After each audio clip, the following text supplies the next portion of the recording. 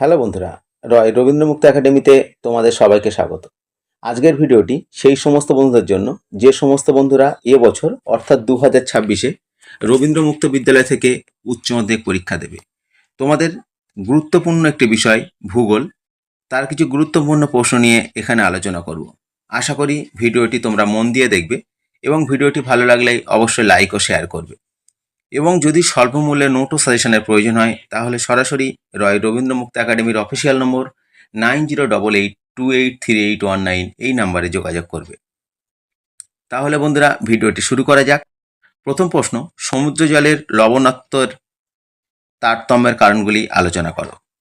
পরের প্রশ্ন, সমুদ্র তরঙ্গের ক্ষয়কার্যের ফলে গঠিত ভূমিরূপগুলির বিবরণ দাও। পরের প্রশ্ন, সামুদ্রিক অবক্ষেপ কাকে বলে, অবস্থান অনুসারে তার শ্রেণীবিভাগ করো। পরের প্রশ্ন, অগ্নুদ্গমের ফলে গঠিত ভূমিরূপগুলির সংক্ষিপ্ত বিবরণ দাও।